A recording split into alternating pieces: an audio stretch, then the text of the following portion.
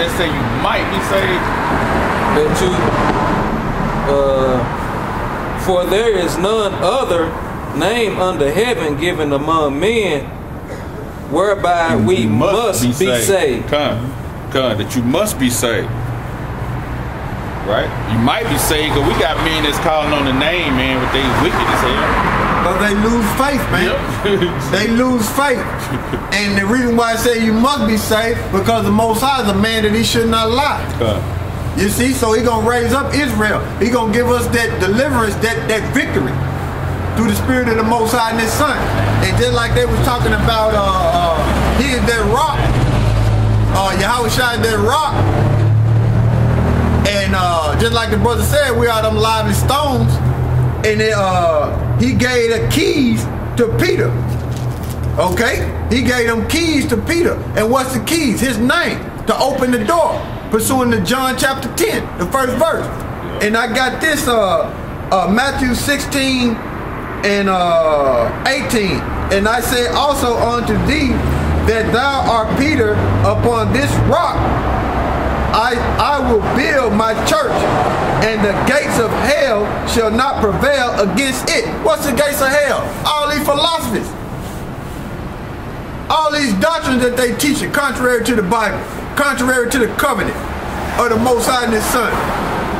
It says, and I will give, this verse, Matthew 16 and 19, and I will give you, Salakia, and I will give unto thee the keys of the kingdom of heaven, and whosoever thou shalt bind on the earth shall be bound in heaven, and whosoever thou shalt loose on the earth shall be loosed in the heavens.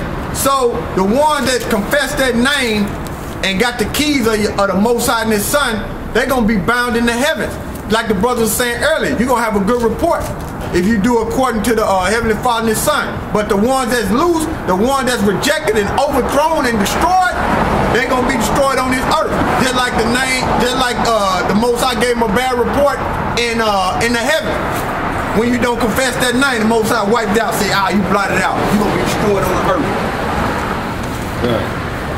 This is 1 Timothy chapter 2, verse 5 and 6. Right. For there is one power and one mediator between the Most High and men. Right. And the man is Yahweh Shai, who gave himself a ransom for all to be testified in due time. Who is the all? The Negro, Latinos, and Native Americans. The elect. That make up the nation of Israel. Alright? Okay. Psalms 90 and 14. Satisfy us early with thy mercy, that we may rejoice and be glad all our days. Yeah, so that's Moses. That's Moses. Where you at, Psalm? Psalms 90 and 14. Yeah, that's Moses speaking in Psalm. He said, read that again. Satisfy us early with thy mercy, that we may rejoice and be glad all our days. Yeah, the Most High, Moses is praying to the Most High, get us out of these conditions. Get him out of that condition. Get the nation of Israel out of that condition. Same way we saying to the Most High, and we saying, get the elect out of these conditions. Okay, keep going. Make us glad according to the days wherein thou hast afflicted us, and the years wherein we have seen evil. Because we going through it right now. These bad times for the nation of Israel, the elect. We going through it. You see? We going through it. Alright? Let thy works appear upon thy servants, and thy glory unto their children. Unto the children. Cause we want to get delivered out of these conditions, out of these bad times, so we can rule forever in righteousness, so the kingdom can be passed down to our children. Continue for generation and generation. You see? An age that's never broken. Alright?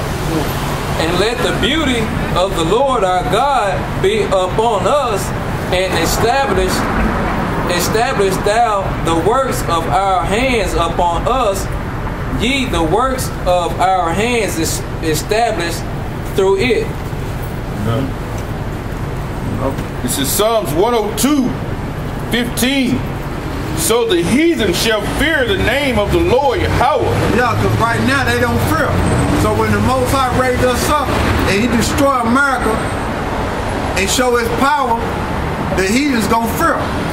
You see? But right now they don't fear. They don't fear that name of the Most High. And 2/3 just like that. And them demons that's amongst Israel just like that. They got the same spirit as Esau on the devil, because they don't fear the name of the Most High. Because if they did, they would be teaching it the correct way. So the heathens shall fear the name of Yahweh, and all the kings of the earth they glory. You see?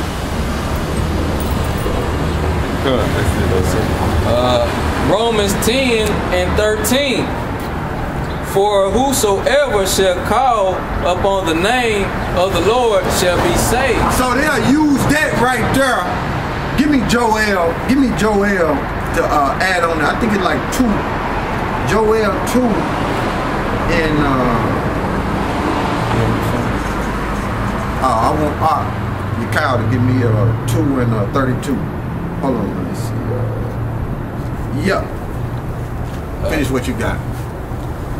Romans 10:13. Right. For whosoever shall call upon the name of the Lord shall be saved. Yeah, only Israel.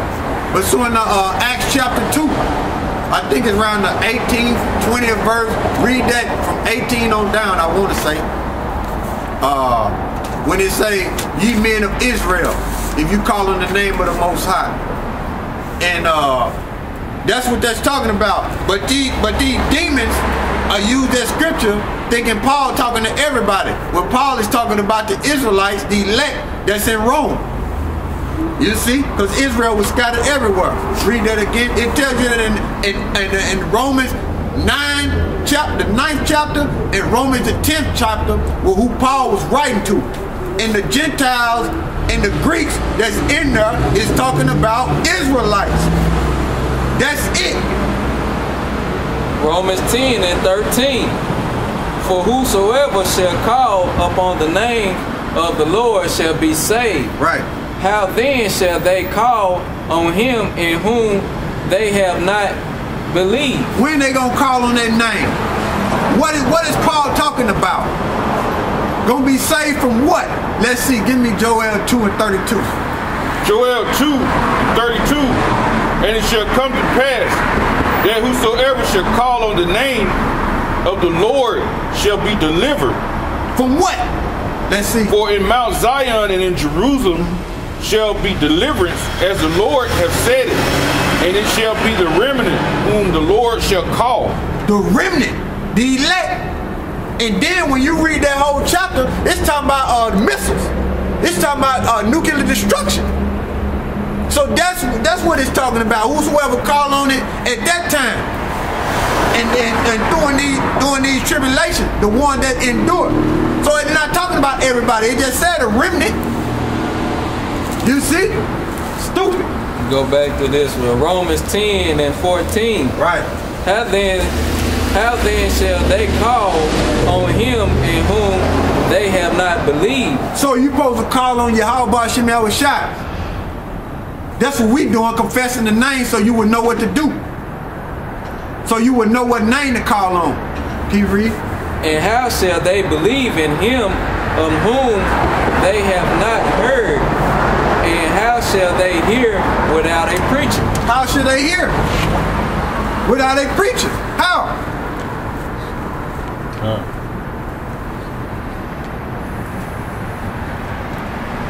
Man, these people they're like, that's why I said pursuing the Jeremiah 23, the first verse.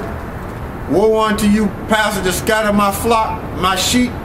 You people gonna be destroyed, man, for not teaching that name, man. You demons gonna be destroyed, man.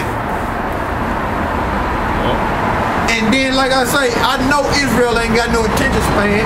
I know they ain't got no attention span. So when the videos get chopped up, it's on you to whether you catch this information. When they get chopped up, it's on you. If we put it up there, it's on you. All right. Through the Spirit of the Most High. Psalms 29. Psalms 29 and 1. Give unto the Lord, O ye mighty. Give unto Yahweh glory and strength. Give unto Yahweh the glory due unto his name. What? Give unto Yahweh the glory due unto his name. They say they ain't doing that. They say they ain't doing that. He putting out stumbling blocks. They say they ain't doing it. He said you can call the Most High anything. Yo play yoga. That's a commercial, a yogurt commercial. Most High, man. Worship the Lord in beauty and holiness. Right. The voice of Yahweh is upon the waters. The power of glory thundereth. Yahweh is upon the waters. Where you at? Psalms 29 and 4. Oh, okay. Go back up. Start that first verse again. Psalms 29 and 1. Right. Give unto the Lord, ye mighty. Give unto the Lord glory and strength. Right. Give unto Yahweh the glory due unto his name. Right, because if Israel do that, exalt the Most High name, and keep his word and listen to his voice, the Most High will strengthen the nation of Israel. Okay? Alright? Worship the Lord in beauty and holiness. The voice of Yahweh is upon the waters. The power of the glory thundereth. The Lord is upon many waters. Right. The voice of Yahweh is powerful. The voice of Yahweh is powerful. So if you don't listen to it, you don't listen to the voice of Yahweh B'Shem Yahushua, what's the end game for you? You're going to die. That's why it's powerful. Because if you don't listen to the Most High and his son, man, you're going to die, man. That's what it's going to be. The voice of Yahweh is powerful. The voice of Yahweh is full of majesty. Majesty. The voice of Yahweh breaketh the cedars. The cedars, what's that? That's trees. That's parabolic for men, for people. Because like I said, look, if you don't listen, if the nation of Israel don't listen to the voice of Yahweh B'Shem Yahushua, he kills them. If they listen, he strengthens them. And we listening, and what's gonna happen? We confessing that name, so we're gonna be raised up as a nation of people. We coming back to the fold. Alright? Yea, the Lord breaketh the cedars of Lebanon. The cedars of Lebanon. What is the cedars of Lebanon? Cedars of Lebanon, when you look up Lebanon, when you do research on it, it's a big fat mountain with trees on it, right? It's a big fat mountain with trees on it. And the Most High can move that with his voice if he want to. But that's parabolic. It's talking about the people. Because pursuing to Isaiah 55 and 12, they let you know that's talking about governments and cities. And it said the trees will rejoice. I ain't quoting it verbatim, but it's close to that. So you read it, Isaiah 55 and 12.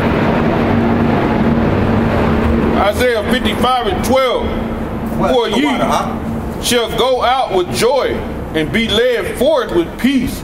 The mountains and the hills shall break forth before you unto singing. What? Unto singing. Ain't no mountains gonna be singing, man. And all the trees of the field shall clap their hands. All the trees of the field shall clap their hands. That's parabolic for people. So those cedars are people. The mountain of trees in Lebanon are people. That's parabolic. Alright? So you listen to the Most High voice, that's what it's going to be. You're going to rejoice and be clapping. But if not, you're going to die. Alright? Psalm 29 and 5. The voice of Yahweh breaketh the cedars. Yea, the Lord breaketh the cedars of Lebanon. He maketh them also to skip like a calf. Lebanon and Syron like a young unicorn. Yeah, like a young unicorn. Meaning the Most High, those lands that Israel conquered and moved nations out of them, Israel obeyed the Most High voice, and they was able to move them people out of them lands and conquer them lands. Okay, and the unicorn in the Hebrew is Ramah. It's either Ramah or Ra'am. I want to say it's Ra'am, which means power or lifted up, or like a wild bull. Okay? Read that again out. It says he maketh them also to skip like a calf. Lebanon and Syron like a young unicorn. Yeah. The voice of Yahweh divideth the flames of fire. Divideth the flames of fire. Because if you don't listen to the Most High voice, it will kill you, it will consume you and destroy you. Look what happened to Israel. And look what happened to them when they listened. They got strengthened when they listened, and they got killed when they didn't. So that's the power of the Most High voice. Everything obeys the Most High voice. If not, it dies. Okay. The voice of the Lord shaketh the wilderness. The Lord shaketh the wilderness of Kadesh. The voice of Yahweh maketh the hinds to calve, and discovered the forest. In his temple doth everyone speaketh of his glory. The Lord sitteth upon the flood, yea, the Lord sitteth king forever. The Lord Yahweh will give strength unto his people. If they listen. If they don't, he gonna kill them. So that's why 2/3 gonna be destroyed. Okay? The Lord will bless his people with peace. See?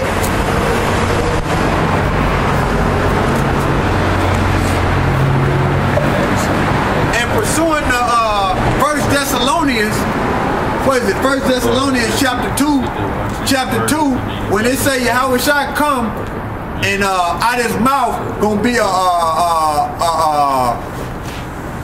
I want to say it's a flame of fire. That's talking about the chariots. Okay? That's talking about a big beam coming out them chariots. Pursuing the 1 Thessalonians chapter 2. So that's what that's talking about in 1 Thessalonians chapter 2. That beam right there. That's like on Independence Day. Psalms 110:3. Thy people shall be willing in the day of the power. They're going to be volunteering. When the Most High raised us up, he raised the house of David up, and they full power, they're going to be willing and volunteering. And the beauty of holiness with the womb of the morning, thou hast the dew of the youth. Just like down south, you get dew on the ground, and when it gets on the ground, it's basically sown in. So when the Most High set us up and plant us and set up our foundation, that's when Israel gonna be willing. You see? That's why I said in the day of power. So when the Most High set us back up, that's what it's gonna be. Acts 9:10. And there was a certain disciple at Damascus named Ananias, and to him said the Lord in a vision, Ananias.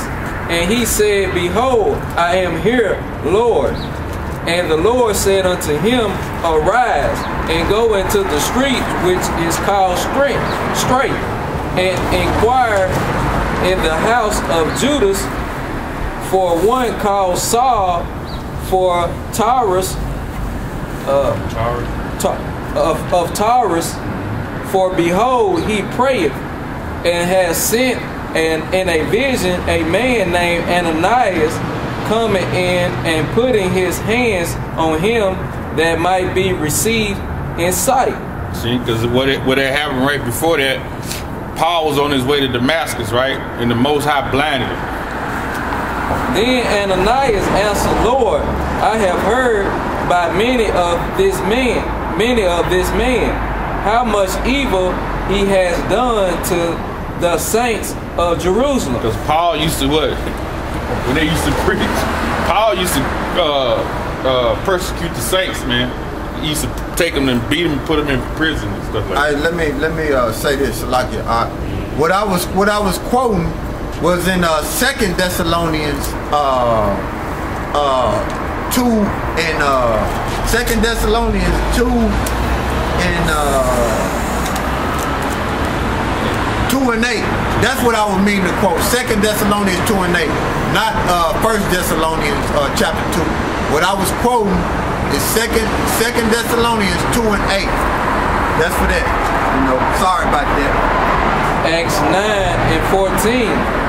And here he had authority from the chief priest to bend all that called on the name. See, all that called on the name, there you go. But the Lord said unto him, Go thy way, for he is a chosen vessel unto me to bear my name before the Gentiles. To bear my name before the Gentiles, man. To my name, Yahweh Ba'ashim Yahweh Shai. And kings, the children of Israel. And that's why we out here on these highways and byways, man. To proclaim the name of the Lord, man, to Israel. That the elect might hear it and come to the fold, man. For I will show him how great things he must suffer for my name's sake. Great things that you must suffer for the name's sake.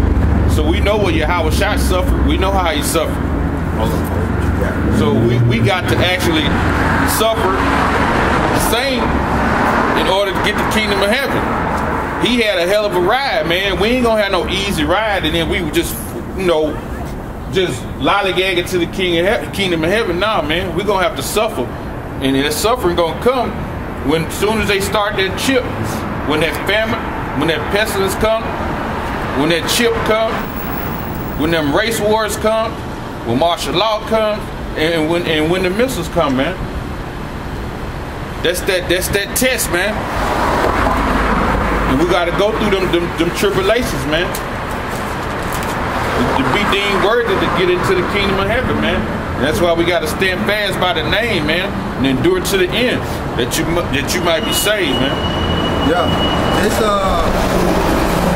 it's Revelation 3 and 10. Because thou hast kept the words of my patience, I will also keep thee from the hour of temptation, which shall come upon all the world to try them that dwell upon the earth. That's to edify what the brother was saying. Now read that again in Acts. Start from the top again. Acts 9 and 10. Right. And there was a certain disciple at Damascus named Ananias, and to him said the Lord in a vision, Ananias, and he said, Behold, I am here, Lord. So what's that vision? This Hebrews 1 and 1.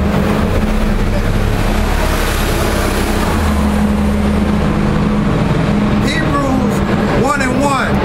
The Most High, who at sundry times in diverse manners spake in time past unto the fathers by the prophets. What's them diverse manners? Dreams. He will have the men come out and tell the people, and sometimes he will give them a vision, just like he gave Ananias.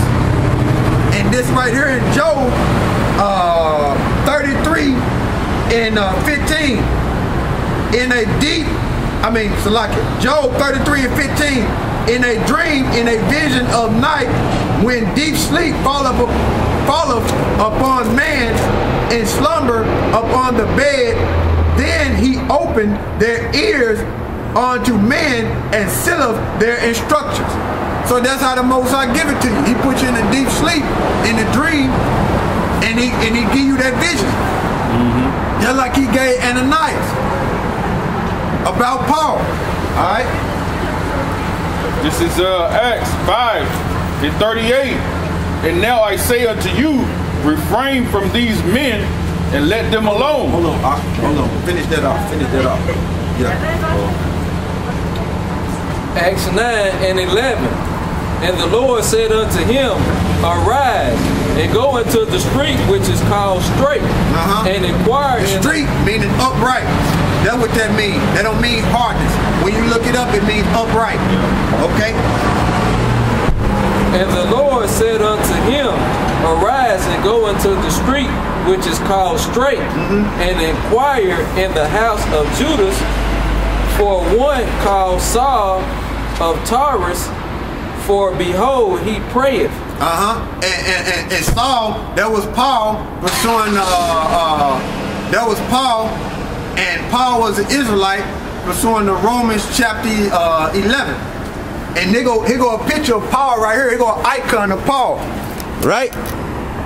There go an icon of Paul right there. Okay. Right? Now, you see at the bottom what it says? I don't know if you can see it, but there go icon of Paul right there. Right? Alright, there you go. There go icon of Paul. Now, there go icon of Paul right there. Now, what I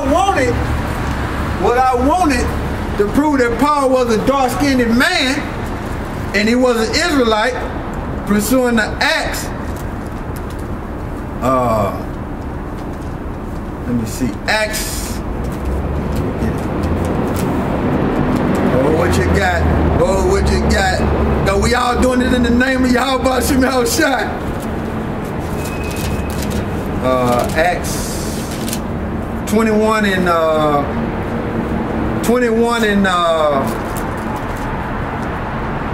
37. And then, oh, you got it. Acts 21 and 37. And as Paul was to be led into the castle, he said unto the chief captain, may I speak unto thee? He said, canst thou speak Greek?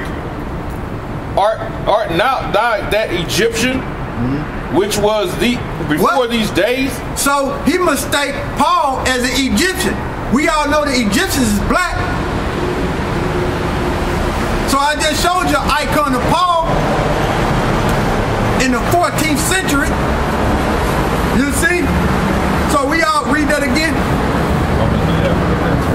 It says, art thou that Egyptian, which before these days made us an uproar and led us out into the wilderness, 4,000 men that were murderers?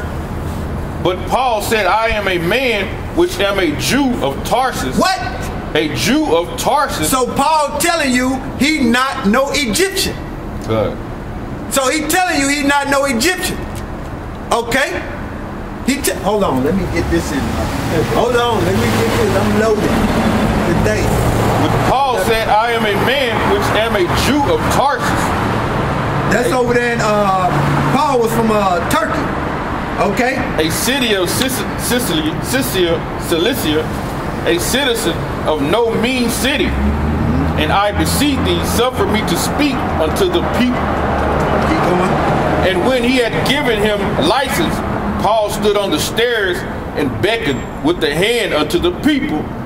And when they was made a great silence, he spake unto them in the Hebrew tongue. Yeah, saying, in the Hebrew tongue. So Paul was speaking Hebrew. Now this in the Zanzibar Compact Bible Dictionary. This on page 284. And Paul said he was a Jew, right? This on 284 in Zanzibar Compact Bible Dictionary. Jew. And the gospel Jew always is usually termed for Israelites. And in the New Testament, Jews, Israelites. So Paul was from the tribe of Israel. He was an Israelite, but he was from the tribe of Benjamin. So that term Jew was put on all the tribes during the time of the Babylonian Empire. Okay? But Paul was from the tribe of Benjamin. Romans 11 and 1. I say then, have the Most High cast away his people? God forbid, for I am an Israelite of the seed of Abraham, of the tribe of Benjamin. That's right.